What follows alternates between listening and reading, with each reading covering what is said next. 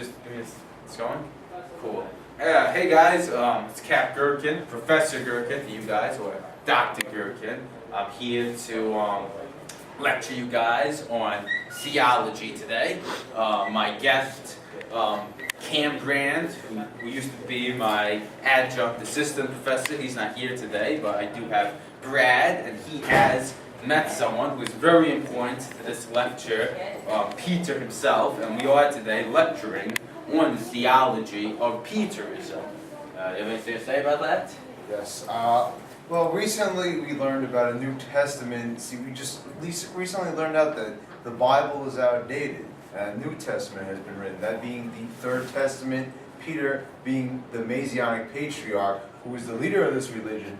Perhaps many people have heard of Jesus Christ, Moses. Well, those people are also, they're 2,000 and late, as some may say. But Peter is the new Messiah, and he is going to be our teacher for the future. And, you know, we've all heard of symbolic things in religion, yes, such as crosses, the Star of David, and many other symbols. But very structuralist. Exactly. But the camel toe is not a new thing. And now everybody's throwing out their cross necklaces and things like that. And we're strapping camel toes around our neck. Camels are the boats of the desert. So what are the influences on Petrarian theology? Well, of course, he does draw on traditional sources, such as Thomas Aquinas' natural theology, and of course the Bible, although he has updated the Bible. Well, update. Is that the right word, kids? I mean, he's really, I would say, moved on to the Bible too. A sequential. Hey, are you chewing gum in my class when I am talking about the theology of Peter?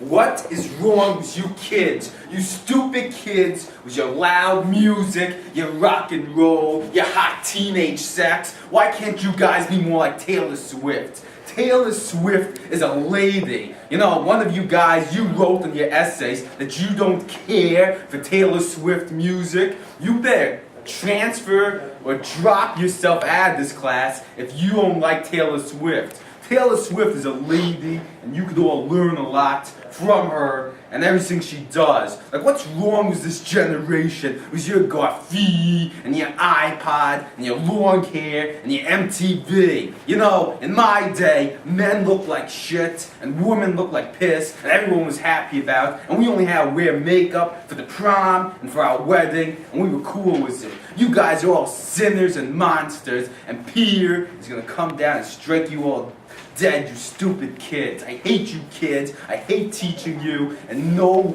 paycheck is enough to teach you. And I have tenure, so don't think they're gonna fire me no matter what I do, you stupid kids. You have anything to add, Brad? It's absolutely correct. I mean, if anybody could see hip-hop.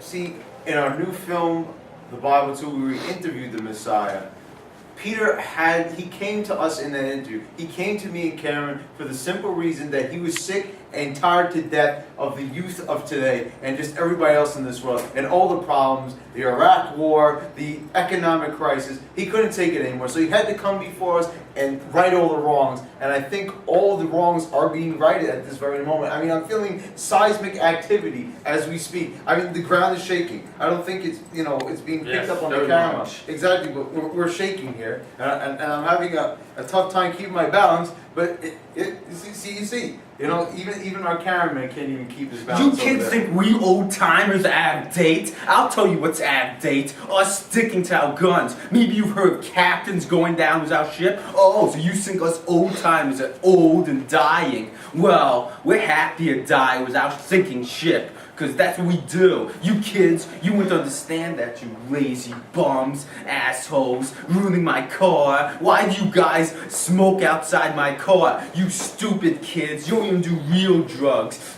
You kids, the only good kid from your generation is Taylor Swift. and you kids with like your Hannah Montana and your iPods. What's so great about an iPod? In my day, we had good music. Let's do some old-fashioned peer music. Give me that old-time religion.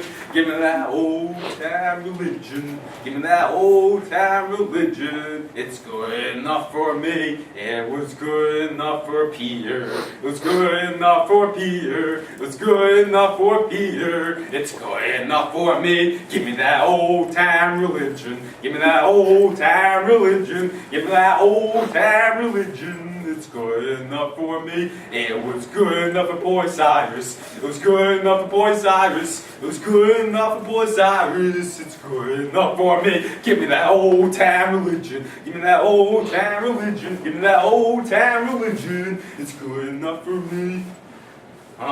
Another one coming in late to the class when we're doing such important stuff on Petrarian theology. I don't know what to say. I mean, here we were having a moment. We're interrupted by more kids coming in late. I don't know, Brad. It's okay. The Church of Peter is new to the world, so not everybody has, grown accustomed to it yet. But sooner or later, things like this, they won't happen anymore. I mean, people are going to be on time. People are going to be punctual. The whole world will be perfected, just in due time. If kids don't join, so much the worse for kids. Kids, young people.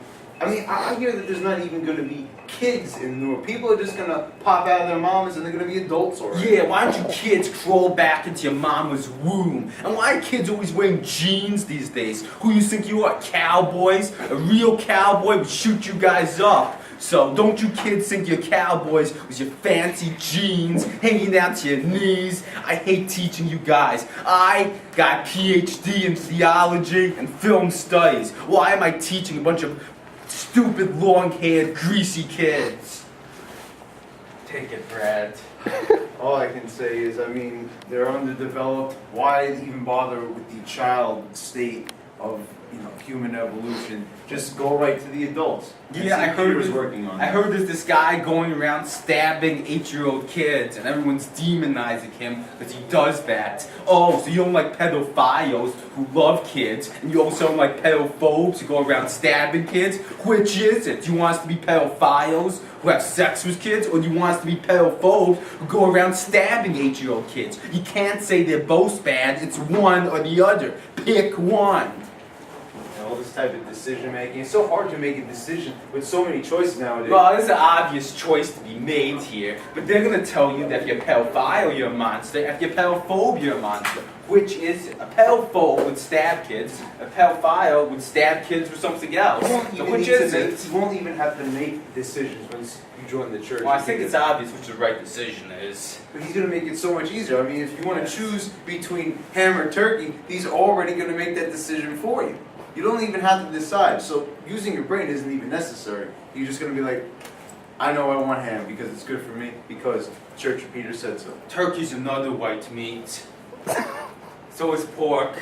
Although pork is the worst meat than the red meats. So what's so great that's white? You can just cut out the fat of an animal and say that's white meat.